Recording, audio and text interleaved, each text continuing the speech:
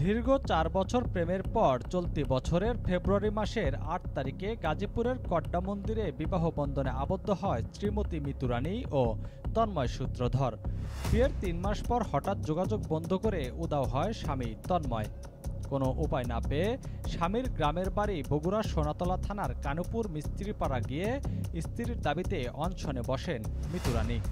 কিন্তু ৫ দিন পেরিয়ে গেলেও স্বামী ও তার পরিবারের পক্ষ থেকে কোনো সাড়া পাচ্ছে না। বিষয়টি নিয়ে স্থানীয় পৌর কাউন্সিলর মোহাম্মদ চপল আহমেদের সাথে যোগাযোগ করেও কোনো সুরাহা পাচ্ছেন না ভুক্তভোগী। এখানে এটা আমার শ্বশুর বাড়ি, তাই আসছি। আপনার শ্বশুর বাড়ি কিভাবে হলো এটা?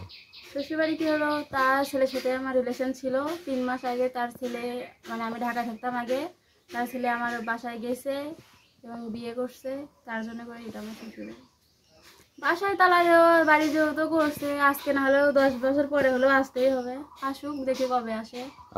মেয়েটার বাড়িও এখানেই, ছেলের বাড়িও এখানে। আচ্ছা, তারা ঢাকা এক জায়গায় বিয়ে হয়েছিল, হওয়ার পর ওর সাথে কি হয়েছে না আগে থেকে ভাবলাম। এই মেয়েটা ২-৩ দিন রেটে আসছে, আসার পরে গ্রামের মানুষ দেখিচ্ছে, আসছে, ওরা ঘর তালা মারিতে সূত্রগুলো হারাছে। মেয়েটা কি আপনার জানার মতে বিয়ে করছে? বিয়ে করছে। অবশেষে 999 ফোন দিয়ে প্রশাসনিক কোনো সহযোগিতাও পাচ্ছেন না বলে অভিযোগ করেন তিনি।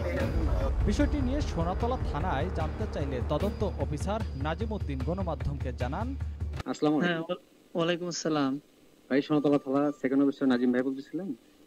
জি ভাই, আমি দৈনিক ভোরের খবর স্টাফ প্রতিনিধি সাগর আহমেদ বলতেছিলাম যে কানুপুর গ্রামের মিস্ত্রি পাড়ার একটা ঘটনা বিষয়ে আপনার কাছে জানতে চাচ্ছি একটু। জি ভাই বলেন।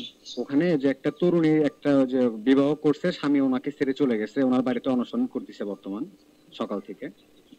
এই বিষয়টা কি আপনি অবগত আছেন ভাইয়া?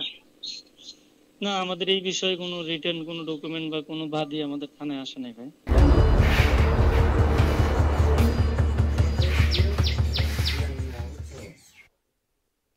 KM সবুজ, ভোরের খবর, নিউজ ডেস্ক।